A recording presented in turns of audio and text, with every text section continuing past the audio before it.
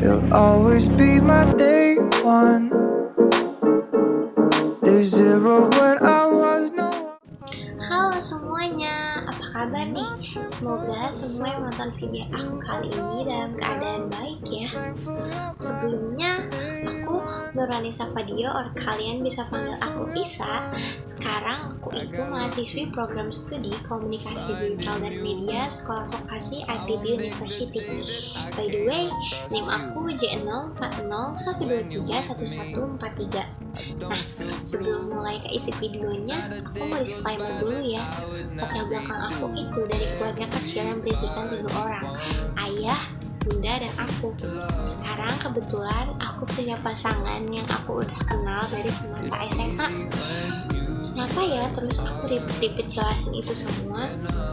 Iya, karena itu semua bakal ada kaitannya sama hubungan antar persona aku dengan pasanganku saat ini.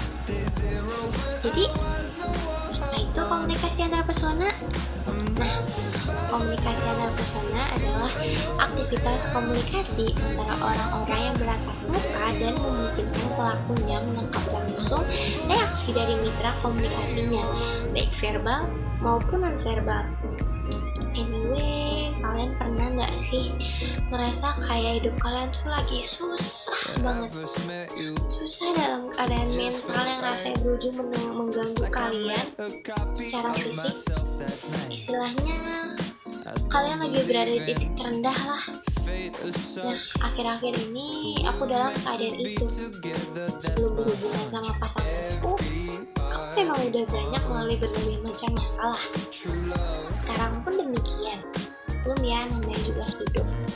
Tapi karena ada dia sekarang, semua rasanya jauh lebih gampang buat dijalani. Terus kenapa ya? Kok bisa gitu? Tunggu dulu. Sebelum kebanyakan salsi was-was, ini kita mulai aja ya. So, how's our relationship going? Kayak yang udah jelasin di awal, aku kenal pasanganku ini dari SMA. Dia sebenarnya anak baru di sekolahku waktu itu. Jadi singkat cerita, I fell for him. Maybe that's why aku selalu nyoba buat emotionally connected sama dia dari awal kita ketemu. And that's also why kita punya bonding yang emang lumayan erat. Iya, karena kita emang udah saling kenal lumayan lama. Terus kalau bahas hubungan antar persona kita, itu tuh emang roller coaster banget. Ya, karena menurutku hubungan itu nggak selamanya berjalan baik. 2 orang dengan kondisi mental yang berbeda dan pemikiran yang berbeda diharusin buat mengerti satu sama lain. Padahal kadang mertahanin keluarga sendiri-sendiri aja udah susah. Ini harus ngertiin orang juga. Susah deh pokoknya. But balik lagi, itu semua normal ya dalam hubungan. Kenapa aku jadi kayak penasihat hubungan gini ya? Anyway, menurut aku dia itu orang yang bisa dipercaya, bisa diandelin, dan sangat amat konsisten. Dia juga pendengar dan pembicara yang empatik.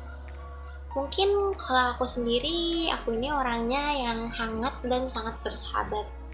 Nah, kita berdua ini sama-sama punya motivasi yang baik. Itu motivasi untuk menjaga hubungan antar persona ini atau hubungan percintaan ini sehingga punya output yang baik juga. Nah, dari situ aja nih ya, kita udah memenuhi semua prinsip-prinsip dasar hubungan antar persona. Terus mungkin masing-masing dari kita emang gak punya semua prinsip itu dalam diri kita at the same times, but kita bisa saling melengkapi apa yang emang belum kita punya satu sama lainnya. Terus sejatinya ada 3 aspek psikologis dalam komunikasi antar persona. Yang pertama itu ada aspek inklusi, yang kedua itu kontrol, dan yang ketiga itu ada afeksi. Nah, di hubungan antar persona ini aku sama dia lebih ke aspek afeksinya ini sih yang jadi dasar hubungan kita. Jadi sebelumnya apa sih aspek afeksi dalam berkomunikasi antar persona? Berarti aspek afeksi itu manusia senantiasa mengharapkan untuk mendapatkan perhatian dan cinta dalam kehidupannya. Iya, jadi kita berdua itu ada untuk memenuhi kebutuhan kita akan afeksi. talking about supportive climate between us. Sebetulnya kalau dalam 6 aspek iklim suportif dalam komunikasi antar persona ini, aku dan pasanganku hampir mencakup semuanya.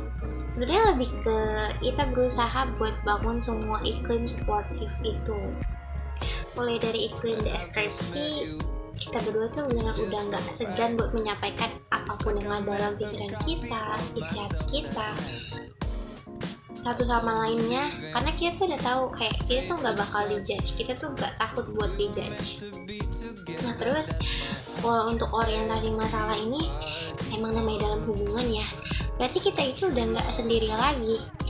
Aku juga baru-baru ini baru sadar kalau misalnya kita udah punya pasangan itu, masalah kita tuh nggak cuma masalah kita aja, tapi masalah dia pun jadi tantangan buat kita. Begitu juga dengan cita-cita atau goals. Itu tuh udah bukan punya kita sendiri, tapi punya kita sama-sama.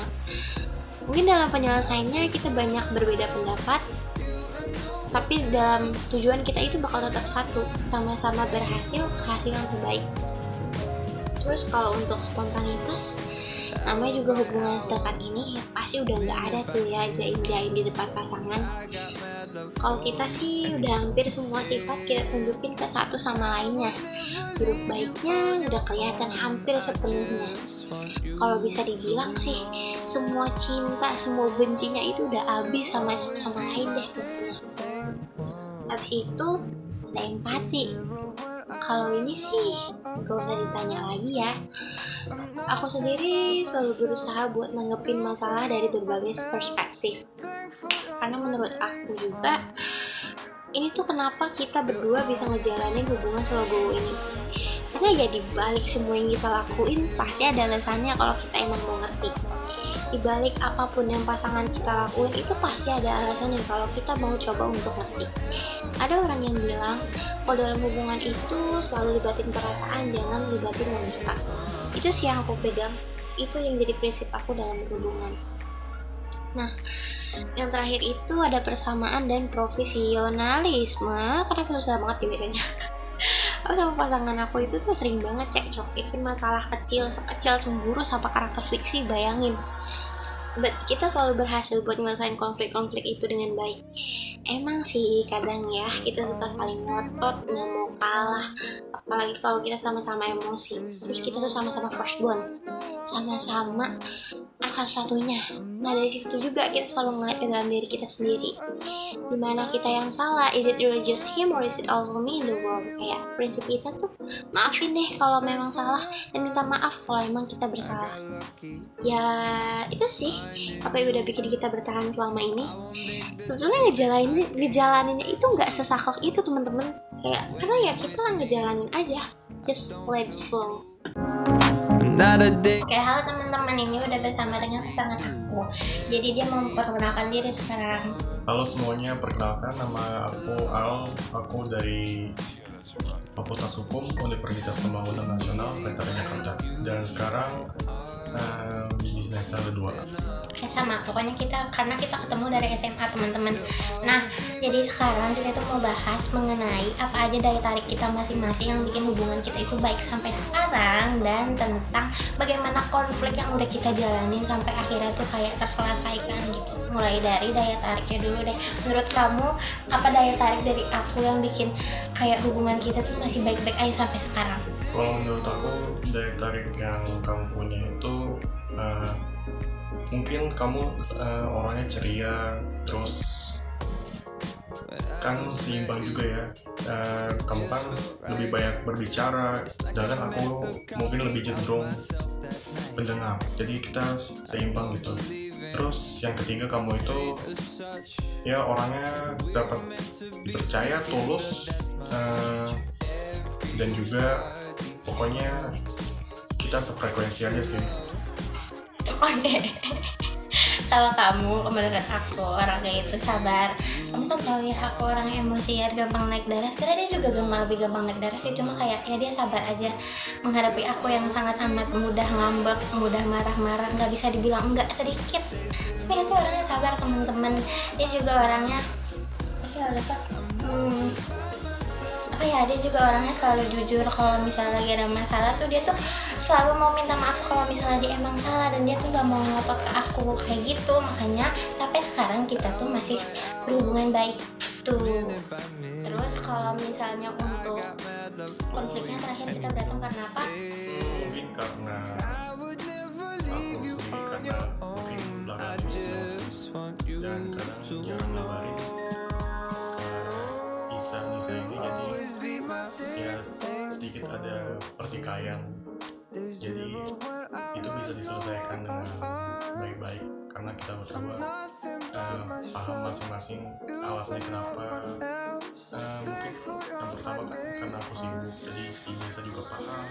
Terus aku juga paham kenapa Nisa juga bisa kesal.